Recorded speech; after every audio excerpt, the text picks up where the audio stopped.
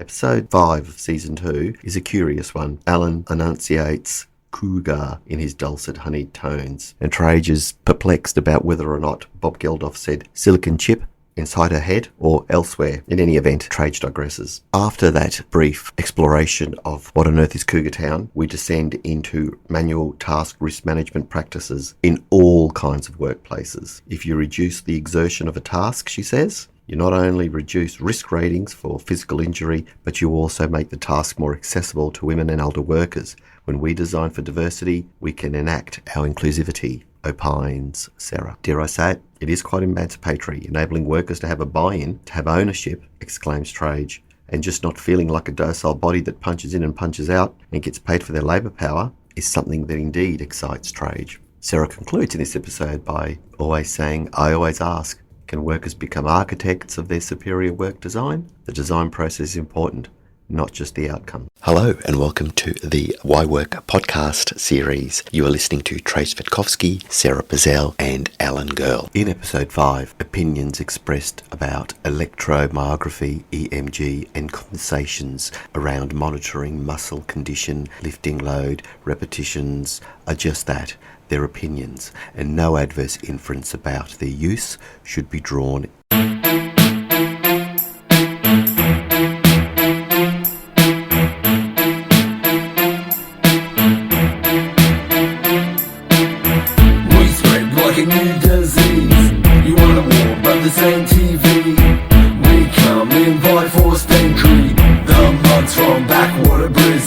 This episode contains references to acts deemed to be sexual in nature. Come on, Trajce, what's the next salacious story? Myself up. Yeah, see, Alan's been waiting all day for the salacious story. I'm not only what I eat, I'm not only what I eat, I'm what I work. This is, again, we're on the continuum of who is a worker, and it's irrelevant what that worker is doing.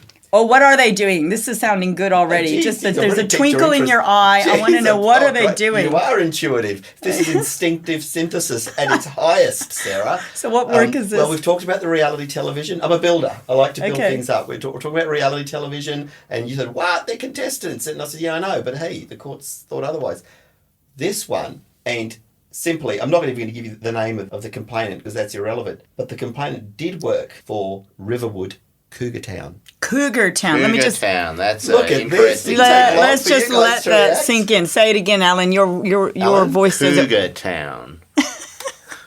Now, I'm going to read this because this is worth reading. So this is an actual case report. It's an actual case report, and when I say this wasn't years ago, it's only about a year or so ago, a couple of years ago, I'm just going to read this, and this will allow, I guess, our listeners, or you as well, to your imaginations to run wild. You ready? Paragraph 2. Cougar, go. I should have a sound effect for that. I'll find one. We should just say we're not promoting the business. No. Disclaimer. Yeah, I don't even know I've never been there. I haven't Googled. No, I don't know what it is. Okay. Well, you went round before. It wouldn't happen to be at Riverwood, would it? No, it could be. Well, I don't. Well, it's just Cougar Town, and I like the name. And you went row before. That was more pantheresque. Go find cougar sounds. Yeah, I'm going to look for a cougar sample. I'm going to sample it. Anyway, I digress big time. So, all right. I'm going to read this, and that's all I need to read. Never mind the 20 other pages. Suffice to say, the person was successful, and you can read the rest of it yourselves. In the course of the assault, the applicant was pushed to the ground, kicked, punched in the face, and hit with the heel of a high-heel shoe. High-heel shoes again. Well, I said stiletto in the last season. I guess. So that would be inappropriate workplace behaviour in any workplace. What, wearing a high-heel shoe? No, being struck, a physical. Being struck by. Were this two women or a man and a woman? No, two female workers, or two female. Well, they were. Well, that's the whole point of the case. Defendants argued that they were not workers, that they were contractors. But let me continue on. She claims she suffered a primary psychological injury together with physical injuries to her chest, back, shoulders and legs. There's always the psychosocial, as we know, if there's physical injury, then the trigger, these things are nowadays seem to be going hand in hand. But suffice to say, there's an altercation. Trauma. And as a consequence, the trauma. A high heel shoe, trauma, a battle between two contractors, quote unquote, to Cougar Town. Yep. Okay. And pretty much. So what was the nature of the work? Well, the nature of the work. Just say it.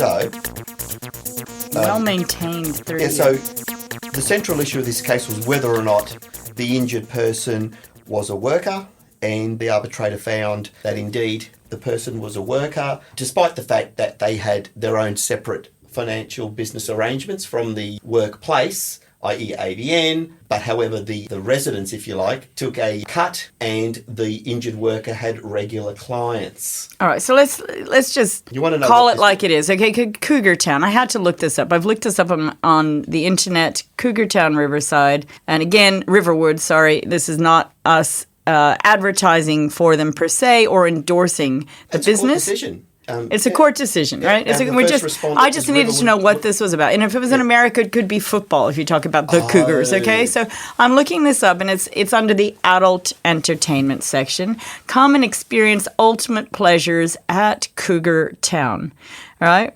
We're much sexier and well-maintained, confident ladies, tip-top shape.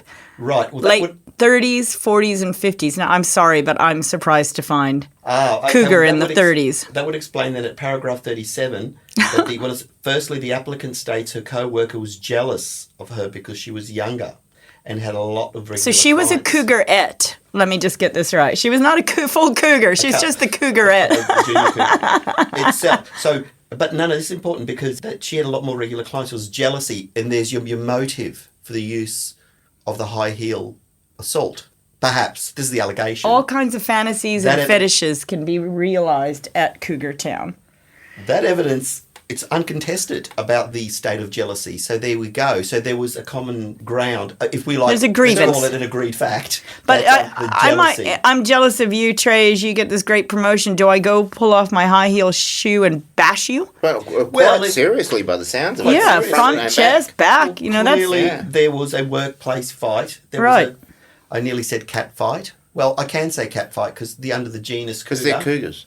cougar. Yeah. There we That's go. called Cougar Town. And cougarette. Yeah, and I'm not going to say no pun intended. There was a fight. So what makes this case legally interesting? Legally interesting is that the arbitrator had gone through all the various High Court indicia of what is a worker, who is a worker and who is not a worker. So, the checklist. Courier drivers are often that famous 1997 decision with so are you an independent contractor or The are you gig an economy. employee? Yeah, Right. gig economy. So it was really the two people involved in this altercation. Yeah. So was there they weren't employees, they weren't paid a salary, it was some other arrangement? In fact, I know this sounds a bit boring for our non-lawyers. It's straight out of Stevens and Brodrib sawmilling, Alan. Right. It's all about ticking all the boxes, the mode of remuneration, the provision and maintenance of equipment, their words, not mine, the obligation to work, the timetable of work and provision for holidays and so on and so forth. So they did an analysis of just precisely, and of course the case I was referring to was the Crisis Curious case. So, And at this point, I'm asking in that earlier discussion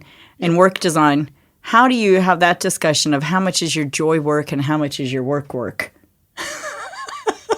Yes. That's a whole nother probably a dimension. question that you would address to these workers. That's right. It's a whole nother but dimension. before we get to that, the arbitrators of fact and law were satisfied that all the tests were more in a line, if you like, and more consistent with the injured person being a worker, and therefore that person was awarded compensation because, of course, you had to take time off in this work. case, had the employer tried to avoid being cast as an absolutely. employer? In fact, the first respondent said, "No, we are at arm's length. You do your thing, we do our thing. You work at our place, at our premises." Their premises, Yeah, but and so- they get commission. Yeah, so using your gig economy example, arm's length. So it was an arrangement like they rented a room to subcontractors. Correct. Like a lot of there was actually hairdressers a do that. split. We've talked about hairdressers. A lot of hairdressers do Yeah, that, absolutely. right? Like Beauticians, yeah. subletting, for want of a better term. But off the top of my head, I think Rent it a was chair. a 60-40 split. So That's an unusual way of asking for rent. a split in the... So if you were to, if a business were to rent premises, they would pay a fixed amount every Correct, week. which means Yes. it's closer to what... rightly so, and I'm inclined to agree with the arbitrator on this, that was a working relationship. Because the fact there's a 60-40 split, but it was the regularity. And can I just say, for the record, the injured worker was popular, had a strong client base. But my point is she had a client base, and of course she's been affected. And she would expect protections from this employer who didn't think they were an employer. Well, it's getting back to our previous Yes. case with the overpadding. You don't expect someone to say, "Oi, you, lose some weight." You certainly don't expect someone to whack you over the head with a high heel shoe.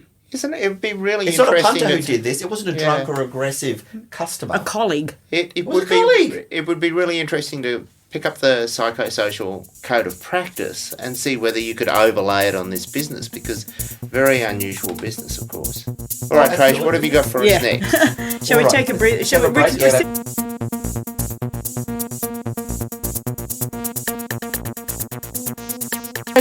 Trajce, Alan's a little broken up here now because Why? he's got concerns about manual test risk management in the brothel. How are you going to monitor it? What happens if you have an insurance company say, we think you should use? Well, it's apparent from those cases These that the electrodes. madams are not looking at all. They're not considering what are the issues that So- arise in that.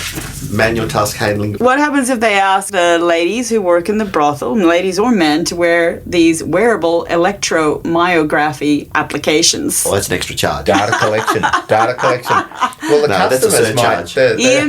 EMG electrode pads, right? it's a health this is consideration. what's being advanced. You see how silly it is now. Can you understand how silly this is to try and ask workers to stop and put all these little pads on different body, which body part, right? But you know, How about when I'm going biff on the sport field? Which body part shall I wear this EMG sensor? I don't think it's silly at all. Oh, sorry, maybe wearing the electrodes I'm are sorry. silly. What? Okay. But I think looking at the activity is not exactly. silly. That's my point. Look at the activity. Don't just throw EMG electrodes on everywhere. So can I And just all say, kinds of body parts. for those people that are listening to the podcast, if you run a brothel, Sarah is happy to come out and look at the work activities and redesign the work for you.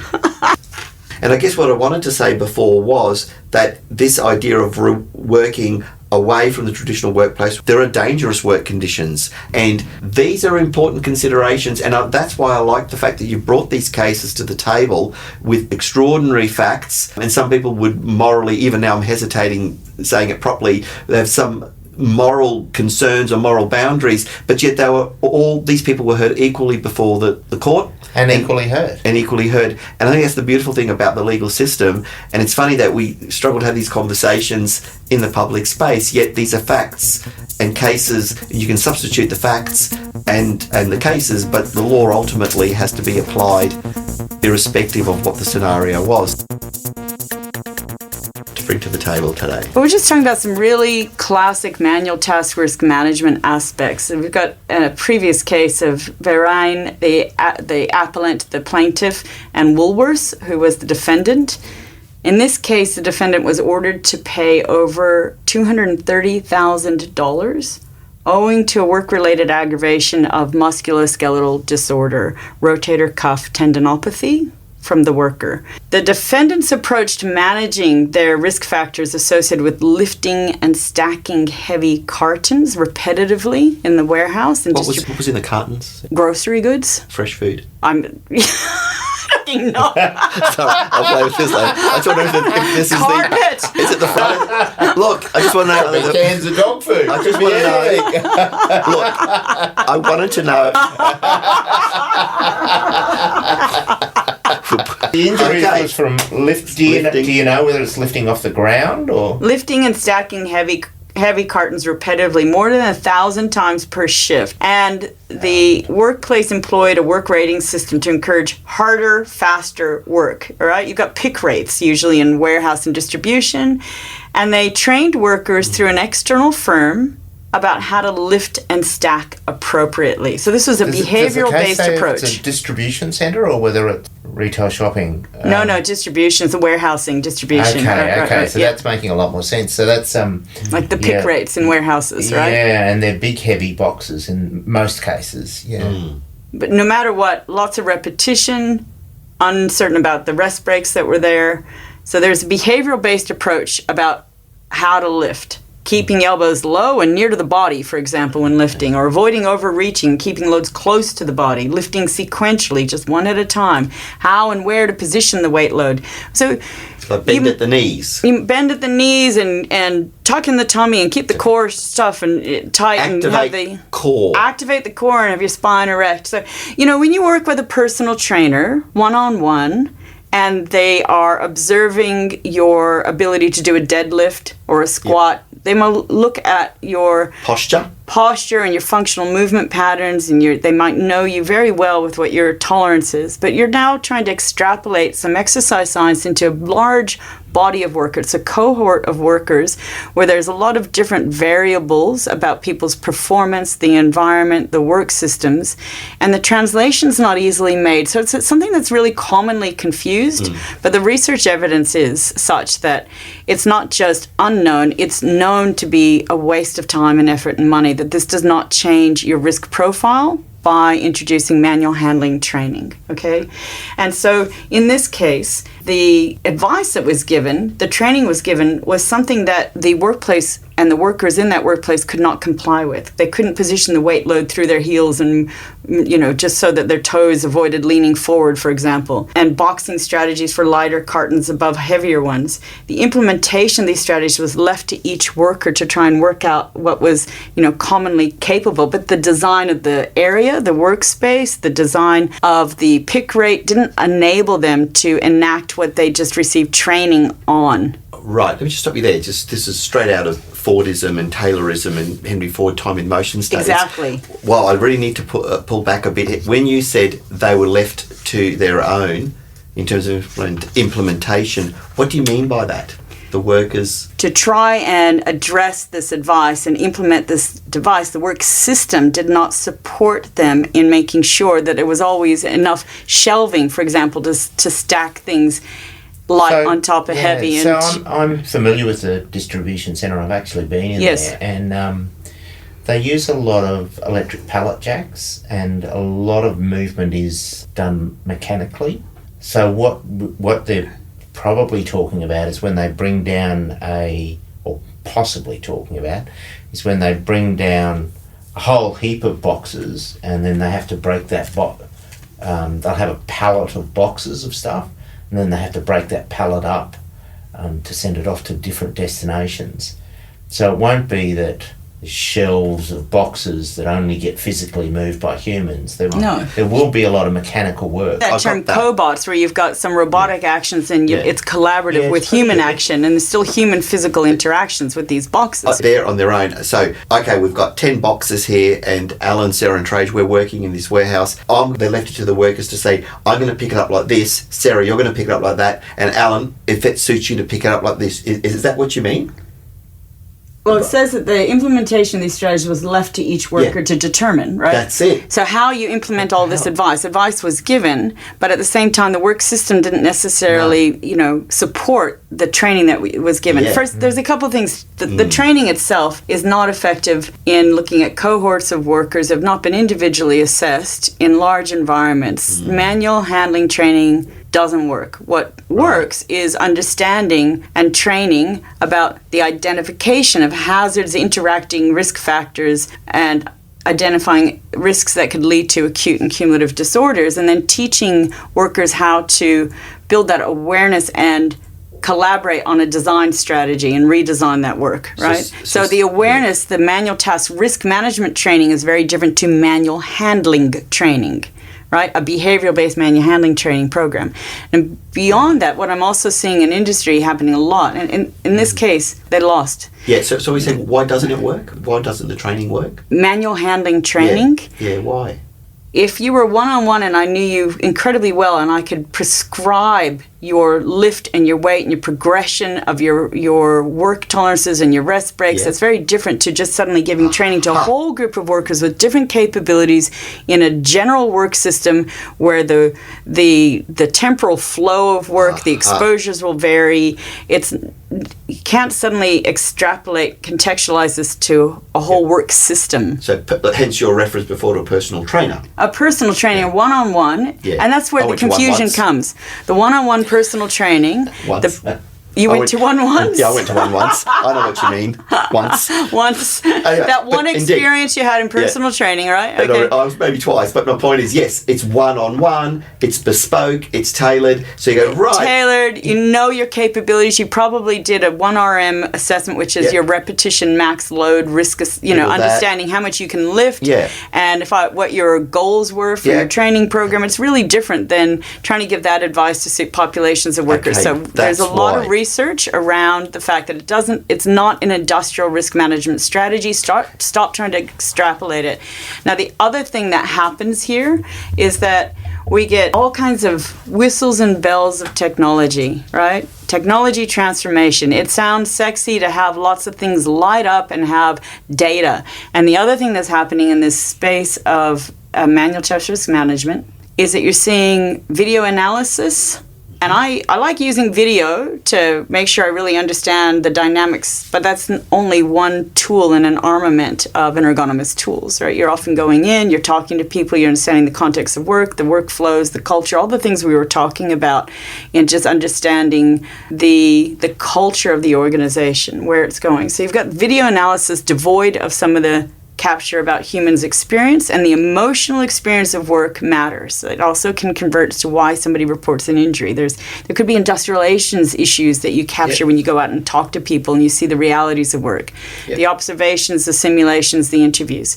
So if you have video devoid of that, you're missing a great deal of really meaningful context. And then all you're identifying on video sometimes is awkwardness of postures, anything outside neutral, that image of someone standing erect and their thumbs forward and spine in good position. Well, I'm sitting right now, and again, that yoga sukhasana pose, cross-legged pose in the middle of a chair.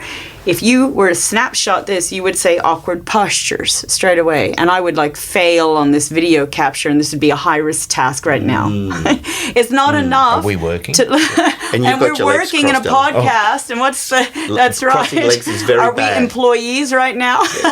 And I'm going to mark that now. Alan has legs crossed, bad posture. It comes back to just a hazard as opposed to the interacting risk factors. Awkwardness in postures is used in yoga to shunt blood flow. It can give you a little bit of understanding about the movement in space. It can actually be healing emotionally sometimes to short-term be in awkward postures, right? Go ahead. See, when you're saying all this, all I can think of is, at the moment, you've identified your postural issues. I asked about how I should lift with my personal trainer. Alan had his legs crossed. This personalised bespoke. A corporation would go, I'm not interested in that, Sarah. I'm talking time, and time is money. I need to train the masses. I need to train these 100 workers. How am I going to achieve that? So don't waste your money training on ineffective approaches. Exactly right. Don't waste that money. What's the business objective? And if I'm spending a lot of money looking at postures, that's not telling a complete story. That's not meaningful, because you have to look at the interacting risk factors, the exposure, the exertion, the psychological stressors that are in that situation. Equally, businesses are spending a lot of money to put electrodes on people, EMG, the muscle contractions, trying to look at this and trying to say, hoo-hoo, isn't this exciting? We've got data. But that data, once again, is not meaningful. It's coming from an exercise science kind of approach. When you're looking at rehabilitation, great. Again, contextualized to an individual to understand how a muscle is twitching.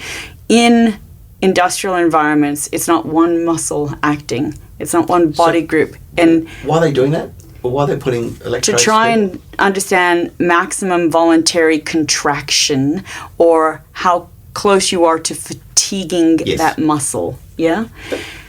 I can see the logic in that, though. I can see why, if you're going to pick up 100 pallets, if you're going to cut the boxes 100 times to see the big warehouse, I can see why you want to be meant. Or are you saying that's just because my muscle contraction can be different to yours? Thank you. That's the first thing, right? Yeah. Okay. and it's not a single muscle that works in isolation of other muscles and soft tissue, connective tissue, and fibers. It's equally, there are other factors at play than one muscle. The whole body works, the whole mind works. Again, I'm talking about an integrated health approach. But they've got the data. Everyone's got data hungry, right? huge appetite for metrics. There's real critical problems in even applying these little pads, the electrode location, size, configuration, how muscles twitch in the lower limbs versus the upper body vary a great deal. And if you're looking at cumulative exposures, it's very hard to have an electrode understand cumulative exposures over time. There's also things that can interfere with the recordings. Things like noise and vibration interferes with these pads. And I'm seeing tons of money, and I'm even seeing insurance companies endorsing these projects, right? So I'm going to say something that's not popular because it is very trendy, and time again I'm getting asked about this. Should we use these video analysis of postures, and should we put electrodes on people and understand the muscle contractions? And I say, don't waste your money. And sometimes it falls like a lead balloon, but other people have gone, thank you for being honest. And it does not take the place of very good candor in the workplaces, which is a term you've used, workplace consultation, understanding perception, consulting with workers, so you discharge the obligation as a duty or duty holder, right? And involve people and engage them in adult problem solving. Yes, because we're heading towards silicon chip inside her hip, to quote that song. Video Kill the Radio stuff. Well, that's where we're going with all this pathological obsession with technological determinism. I don't think I've heard that before. Silicon chip inside my hip. In silicon, that song's.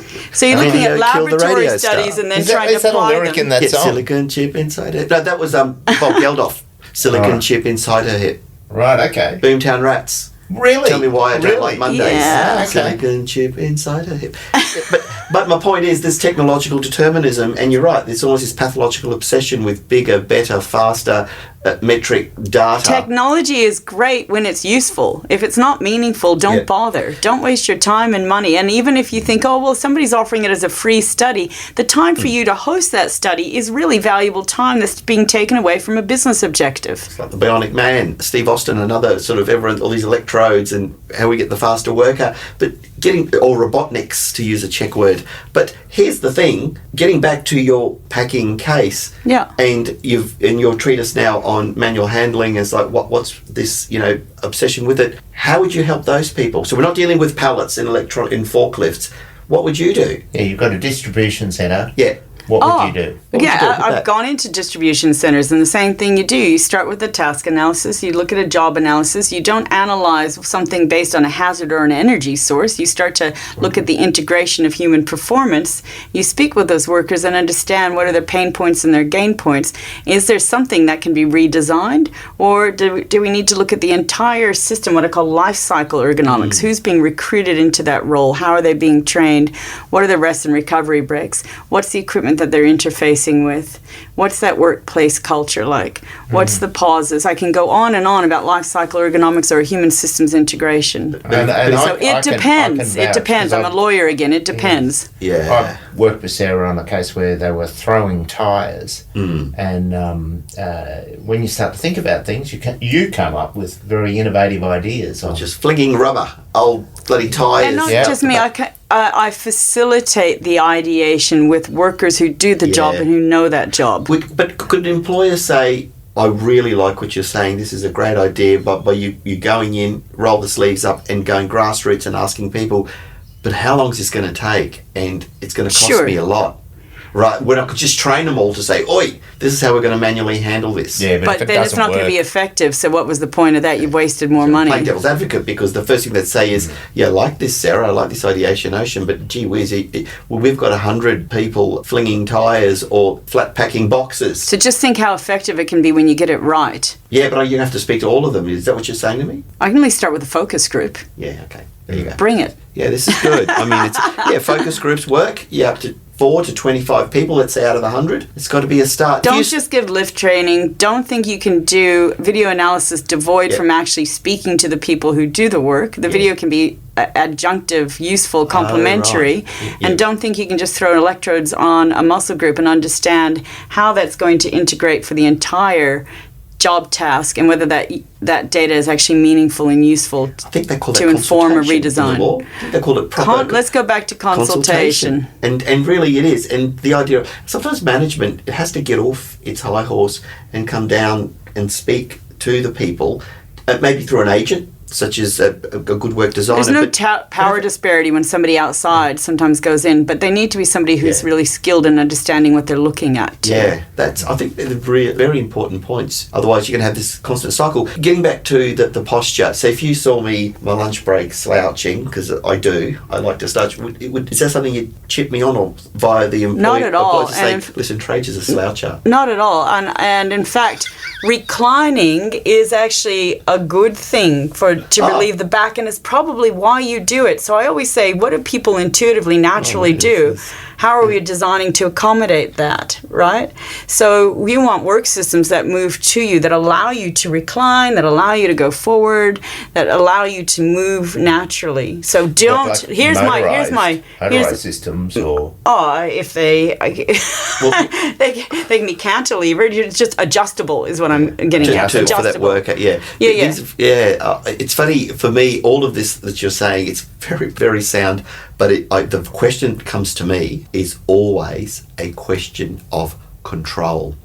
It's getting back to industrial relations, the idea of leadership or empowering, hence the term empowering. And the more, for example, you empower a worker, you essentially are giving up notions, and this is ideological, notions of control by saying, boy, are we really going too far by giving the workers this much Well, I can say control? Just stop with the Google ergonomics. That's what I call it. Stop just looking at Google of ergonomics and thinking that image and that snapshot and that advertisement is anything useful in your business.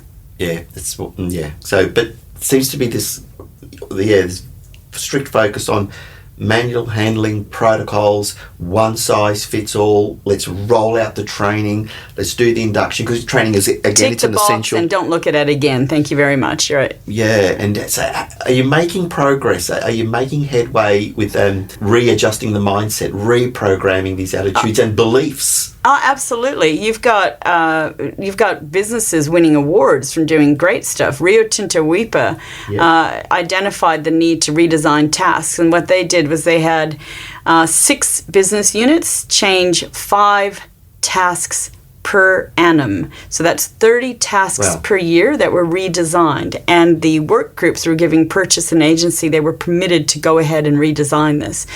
30 a year. That's that empowerment. Empowerment right there. And they met these targets consistently for 6 years and won the Mine Health Safety Awards because they had reduced all of your lag indicators, the stuff you guys like to look at. Common law claims and lost time injury frequency rates, etc. But that wasn't their driver. Their driver was lead indicators. It was identify tasks that workers find meaningful and yet could be improved or are problematic, and they asked them not to also identify 60% of them had to have a relationship to hand injuries because that was an injury claim that they wanted to reduce as well. But they were allowed to experiment and share ideas and celebrate, and they were given the training and facilities to try and help make that happen. They didn't know. Imagine what a tough sell that is. We don't know what you're going to get out of this, but we know the process works. Go for it. A real leap of faith. They believe, all right, let's faith. Yeah, rather than just, as you said, do the Google ergonomics and go, oh, but this is how it's done. That whole sort of mass and in my PhD approach. In my PhD, I found that every project that you embark on from ergonomics and these kinds of redesign projects has some level of success, either in health factors or cost benefit and return on investment. Those that had the most market effects, success, 6 times more likely to have significant success, were embedded in programs, not just a one-off project. But either way, a project or a program, embedded or not, you still had success. Yeah, that's interesting, isn't it? I think so. Yeah, well, if you can minimise, in terms of taking a purely economic view, and minimise those workers' comp claims as per that pallet case, then you may as well reinvest that money into more effective programs. And then if you imagine you can start addressing so many other business objectives. So we've talked about this in the past, Trajce, that if you reduce the exertion of a task, and you might think, oh, good, just basic risk management. You've in fact made that task more accessible to older workers and to women. So your workforce strategy teams can say, we've just hit a KPI, key performance indicator, to enable that task to suit our design for diversity plans or enact our inclusivity policies. Here we are. You may find that the task is far more efficient and you have cost benefit, right? So you go through every business unit and you can find some crossover benefit. You can empower organisations to uptake through their own initiatives, and the byproduct, for example, if one was to minimise this type of harm, the byproduct could be enabling another cohort of workers which otherwise never would have got a chance. And it's not just the outcome, it's the process. The design process is really important. When you're engaging people, then you've already built up that trust, that respect, that psychosocial profile, improve the workplace climate. So you've been working on other factors for health well-being in the organisation. Dare I say it, it's quite emancipatory. There's always this dichotomy in the relationship of how work is performed, but by enabling workers to have some buy-in into it, that indeed is a form of emancipation in terms of having ownership and not just feeling like a worker. I was going to say a docile body who punches in and punches out gets paid for his or her their labour power, but indeed you're actually part of the work process. Bingo. And I find that to be quite democratic. I always say, can you ask whether or not you've really permitted your employees, your workers, to be architects of their superior work design? That's what I'm saying, not as politically charged as that, but that's what I'm saying. Shall we do some...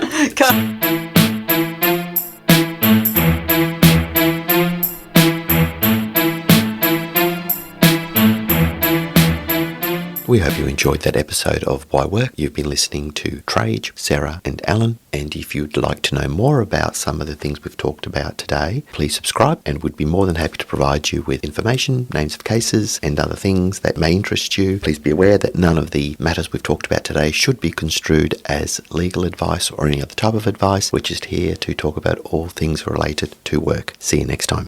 Silicon chip inside her head.